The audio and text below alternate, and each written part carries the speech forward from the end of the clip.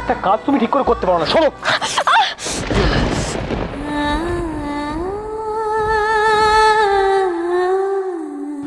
দেখি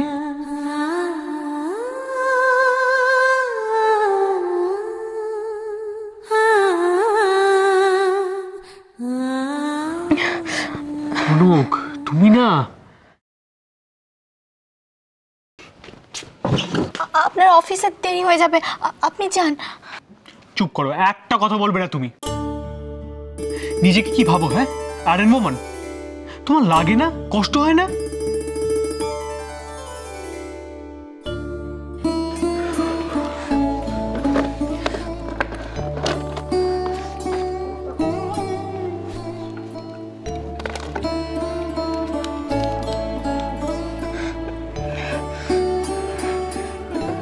কি করো বলো তো?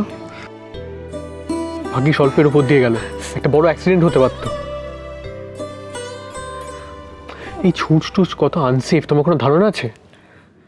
একটা ছোট জিনিস থেকে কত বড় কিছু হতে পারতো, তুমি জানো?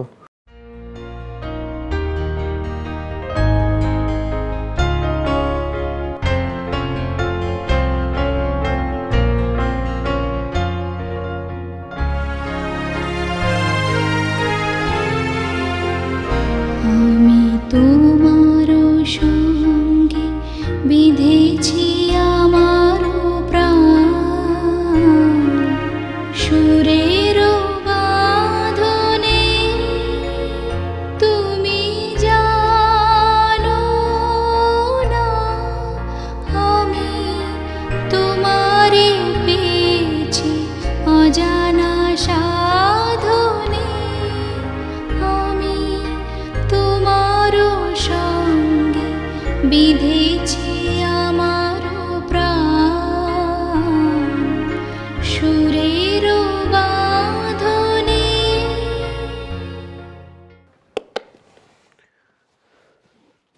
কি ব্যাপার? কি দেখছো ওভাবে? কিছু না। তোমার তো কিছুতেই কিছু না। পিকুলিয়ার।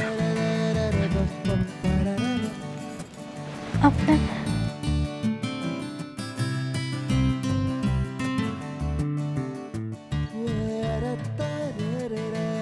দেখো ওখানে যাতে জল না লাগে, আমি আসছি।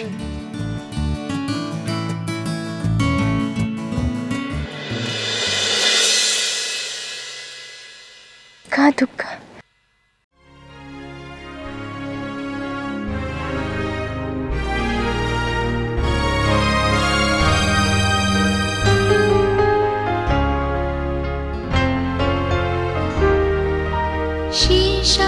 সাধনায় মিশিয়া যায় বকুল গন্ধ, সে সাধনায় মিলিয়া যায় কবির ছন্দ, তুমি জানো না ঢেকে রেখেছি তোমার নাম, রঙিন ছায়ার আচ্ছাদনে আমি তোমার সঙ্গে বেঁধেছি আমার প্রাণ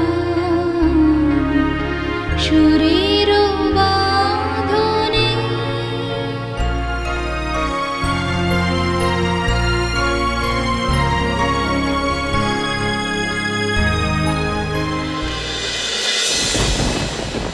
শিখা,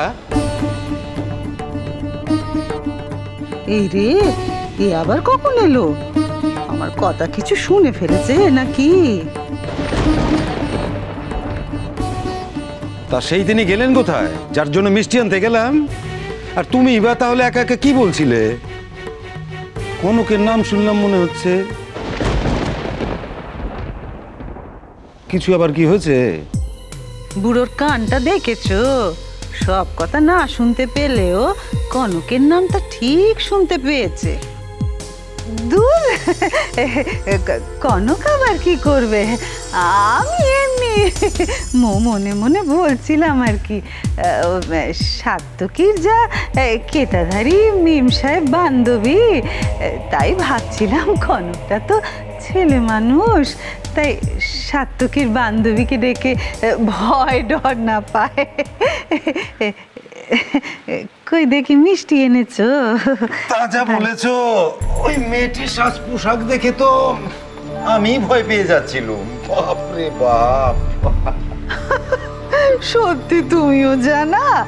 তা ছবি টবি তোলে বলে অমন সাজ পোশাক। তা যা ভাবছিলাম আর কি, ভাবছিলাম যে কনকটাকে একটু বুঝিয়ে সুঝিয়ে বলবো, কটার দিনের জন্য যদি এখানে আসে টাসে। তা কেন এখানে আসার কি হয়েছে? না মানে আসলে না না, তুমি খুলসা করে বলো, সাত্তকীর সঙ্গে কনকের কি কোনো সমস্যা হয়েছে?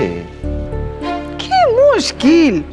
না না, তুমি বলো, দরকার পড়লে আমি কনকের সাথে কথা বলবো। উফ বাবা, কে বলে বুড়ো বয়সের ভীমরতি?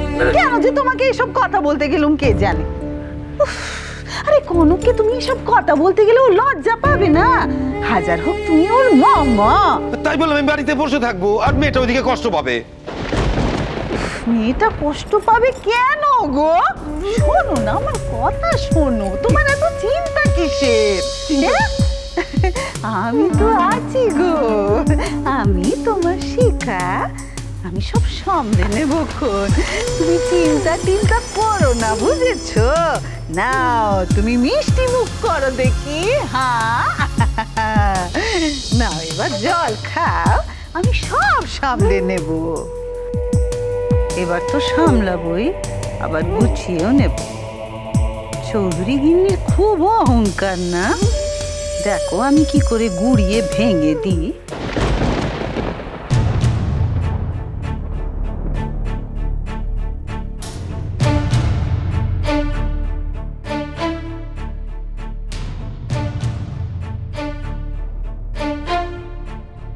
কি আশ্চর্য, এখানেই রেখেছিলাম তো।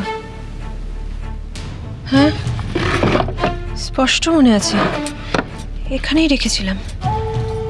এতগুলো টাকা আগে তো কখনো এরকম হয়নি।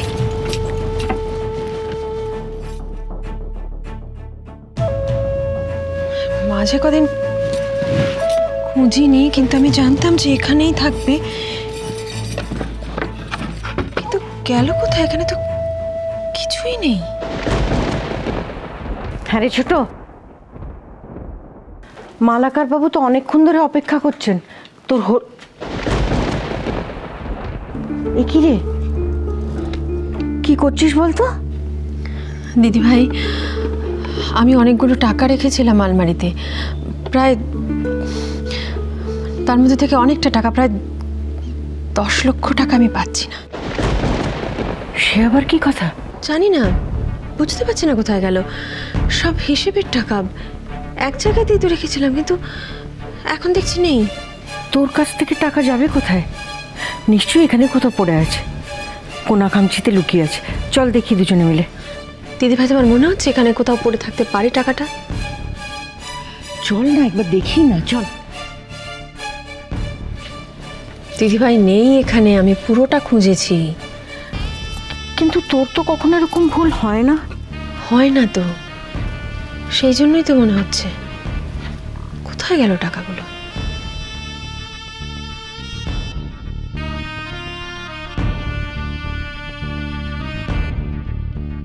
দিদি ভাই, ঝিলমিল কোথায় গো?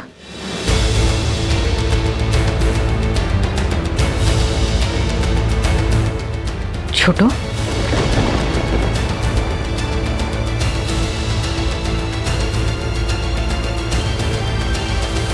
ওরে তোর সব কথা শুনবো, কিন্তু তার আগে শোন এখানে কি হয়েছে। উফ মা, তুমিও না, আমি যখনই কিছু বলার জন্য ছটফট করি তখনই তোমাকে। আরে না রে বাবা, আমার কথা শুনলে তুই একেবারে চমকে যাবি রে। তোদের ওই ভ্যালেন্টাইন কাণ্ডের পর না, রাত কাটতে না কাটতে তিস্তা একেবারে আমাদের ধরে এসে হাজির। দুধ তোর তিস্তা ফিস্তা রাখো তো, একটা বড় সড়ো কেস খেতে চলেছি মা, প্লিজ আমাকে হেল্প করো, কিছু একটা করো। কেশ? পিলান? মানে? মানে আবার কি মা, আমার ঘাড়ে কোপ পড়তে চলেছে মা, ইমিডিয়েটলি কিছু একটা করতে হবে, তাড়াতাড়ি প্লিজ। আরে বাবা কি হয়েছে তোর, বলবি তো। মা শোনো না, একজন টাকা চাইতে এসেছে মিসেস ইন্দিরা চৌধুরীর কাছে। উনি এবার ঘরে গেছেন আলমারি থেকে টাকা বের করতে। উনি যদি বুঝতে পারেন যে ওখান থেকে টাকা সরেছে, তাহলে ভাবো কি হবে। হ্যাঁ রে, তুই তো বলেছিলি এরকম কিছু একটা হলে তুই কনকের ঘাড়ের ওপরে পুরো ব্যাপারটা ঠেলে দিবি। এখন তো চাবিটা তোর কাছে নেই কো। চাবি তো উনি কনককেও দেননি মা, প্রবলেমটা তো এইখানে। মা তাহলে কি হবে রে? কেলো এখনো কিছু হয়নি মা, কিন্তু খুব শিগগির একটা বড়সড় কাণ্ড হতে চলেছে, বুঝেছো মা? মা গো, আমার খুব ভয় করছে। তুমি তো চেনো ওই মহিলা কি চিজ।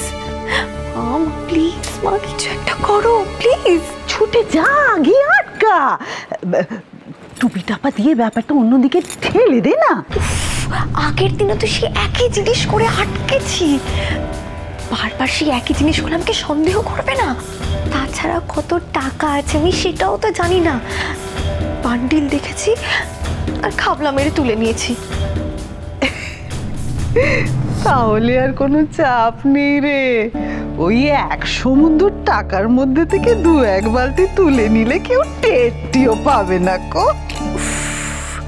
কত কি টাকা আছে না আছে না সব জানা আছে মা, শুধু এতদিন আলমারি খোলেনি দেখে উনি টেরটা পায়নি।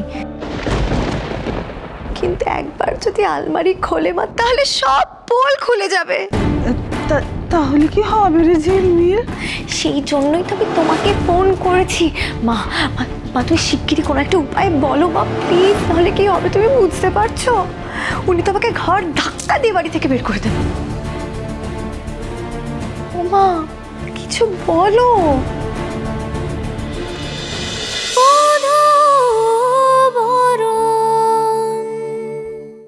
স্টার জলসার প্রিয় শো দেখার জন্য সাবস্ক্রাইব করুন আমাদের ইউটিউব চ্যানেলে এবং আপডেটেড থাকার জন্য প্রেস করুন বেল আইকন। চলো চলো চলো চলো পাল্টাই।